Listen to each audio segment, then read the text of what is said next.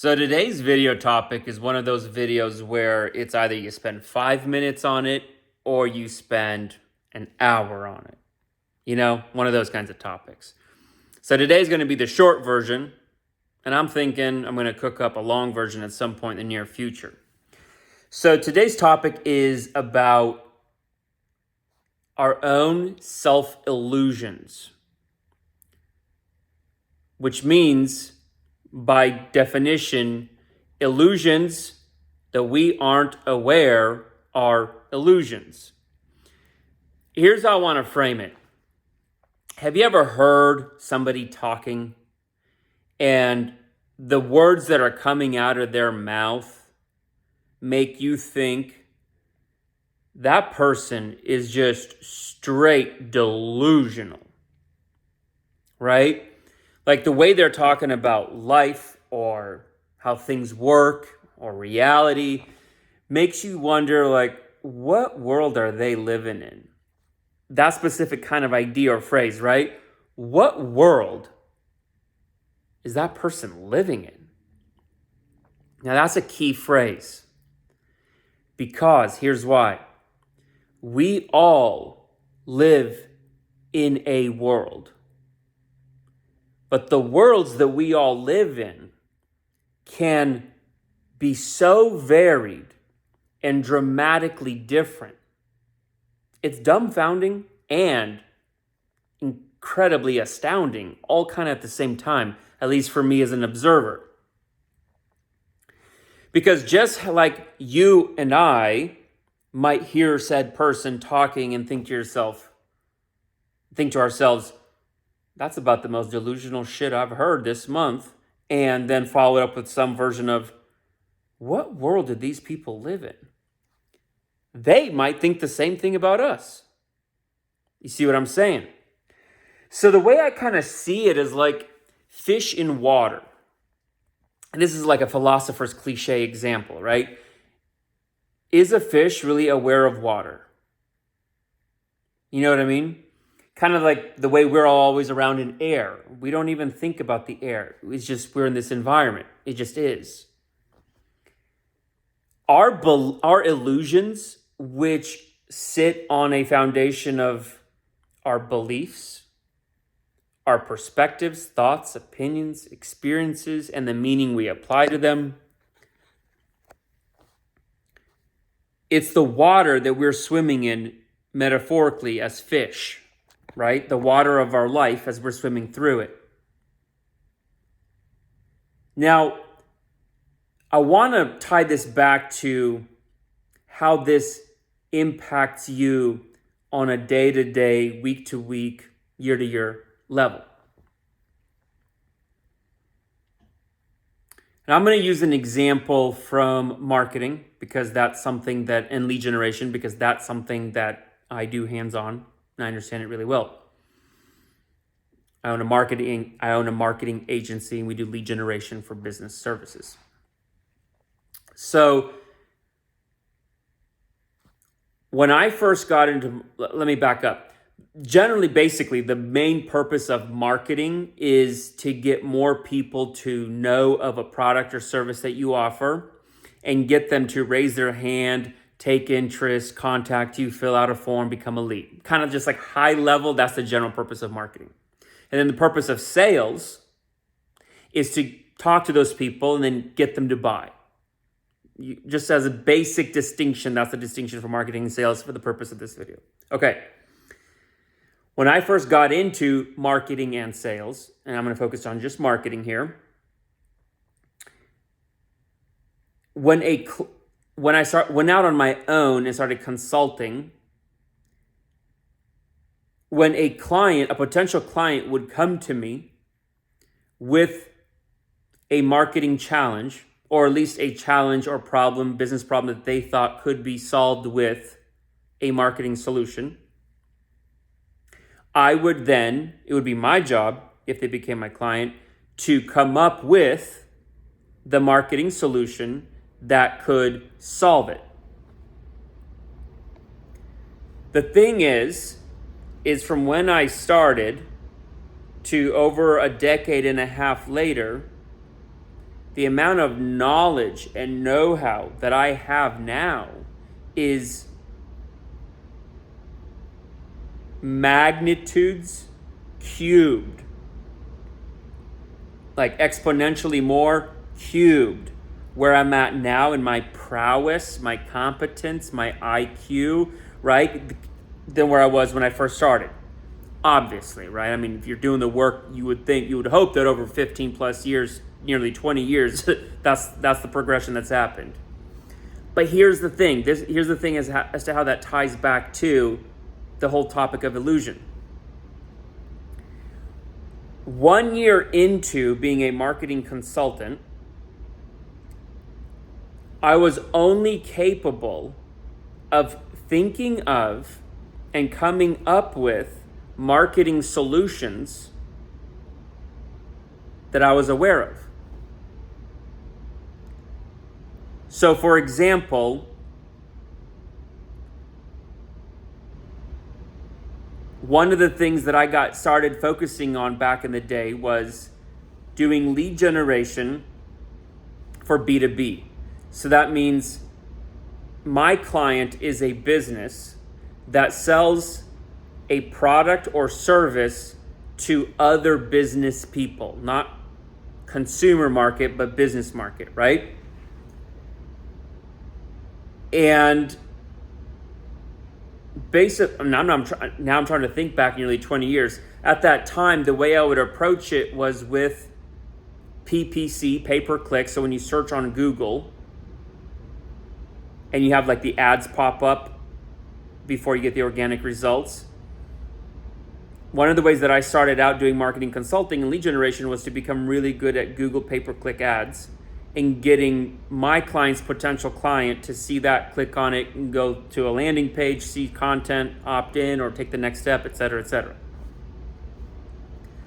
And the way that I would do that is by doing what pretty much everybody else did, right? Targeting keyword search phrases, et cetera.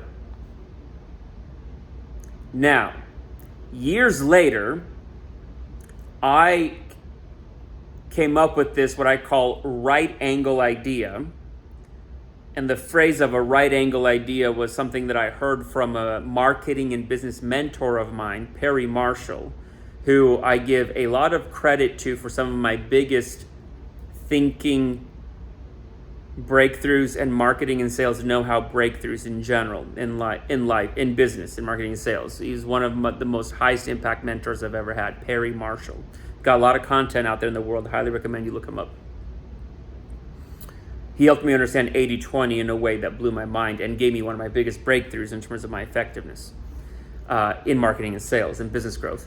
Anyway, a right angle idea is essentially, most people are going from dot to dot, right? And everybody's doing it linear.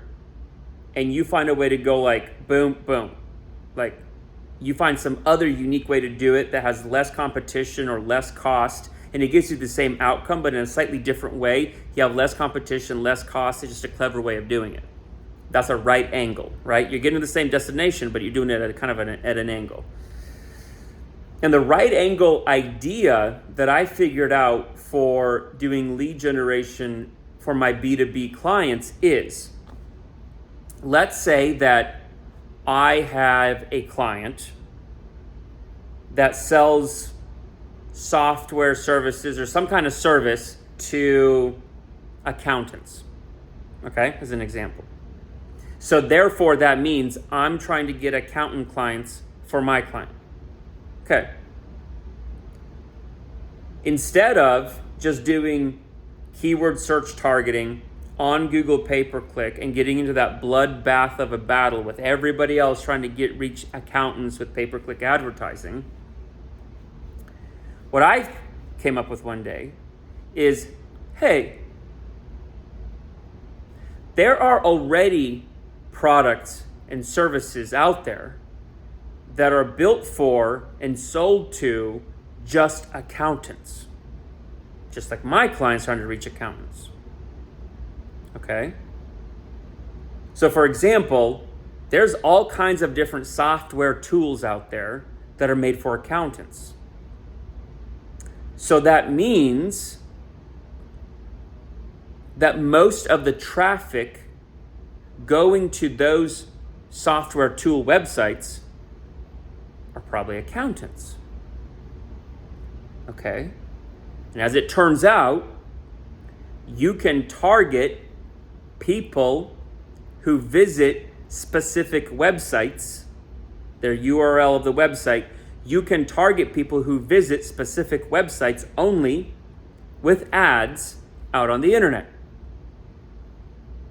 So instead of me trying to spend my client's pay-per-click / marketing budget on what's called red water, because it's super competitive, so it's bloody water. Everybody's, all the fish are fighting over it. All the sharks are fighting over it.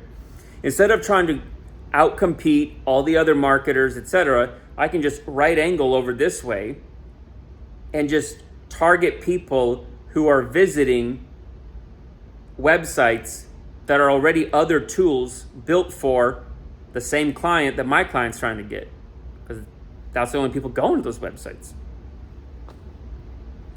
And so is this idea of right angle marketing. This might be one of the first times that I've actually shared this out in publicly, this open. This has been one of my most effective little black box, we have a special sauce, a way of doing it type strategies. Boy, did this work well. Oh, it worked like gangster. Works still like gangster.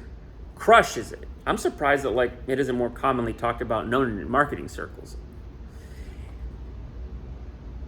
So, but here's my point.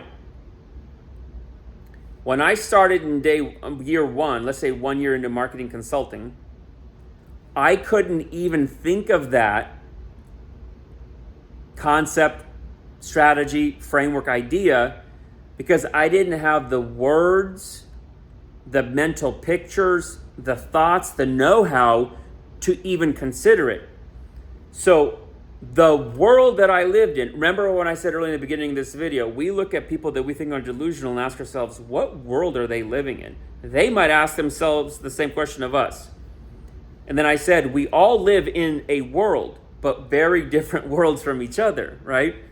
The world I lived in at that time, having consumed so much content knowledge, man, I really thought I had things figured out. Years in, took me about 5 or 6 years in, I figured out this right angle idea, right angle targeting as I called it. Boom, my results exploded.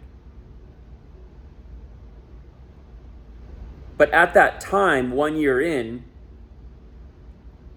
that's the world I lived in. Would I have been technically capable of doing this strategy back then? Yes. Technically, the competence of setting up the campaigns in a certain way, figuring out how to do the targeting. Yes, I could have done it technically, but I didn't know about it.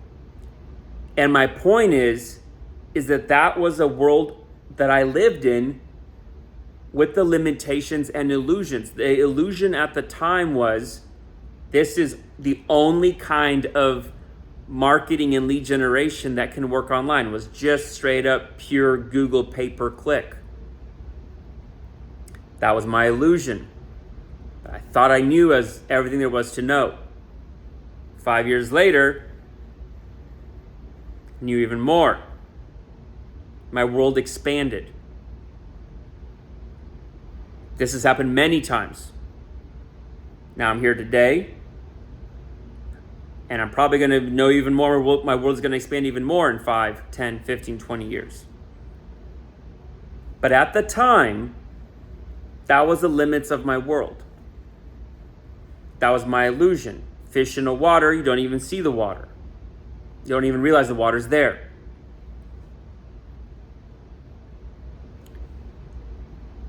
And I think about this often because I ask myself so often, what illusions am I not aware of right now?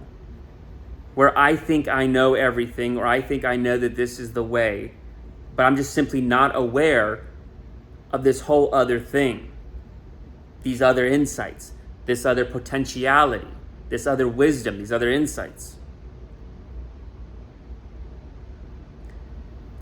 And I've come to the conclusion that we all live in worlds that to one degree or another can be deeply illusional.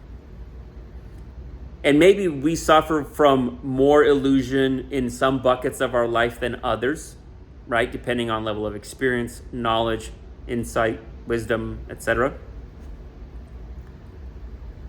But man, if you're honest with yourself as a person, you really think about where you're at on something compared to where you were at on it 5 years ago, 10 years ago as a man, and you look back on yourself 5, 10 years ago and you're like, man, I was a delusional dingbat back then. If you've ever had that, kind of like self-awareness moment, realize that that's also probably happening right now. And I'm not saying this in some like negative defeatist way. I'm saying this actually in a positive way, in the sense of saying there's so much more out there to learn, to expand, to discover. And I'm also saying it to remind myself and to remind you to not get too arrogant and dug in around your current positioning and where you stand right now and and what you believe is absolutely so. I'm not saying to doubt yourself. I'm just saying always keep an open mind to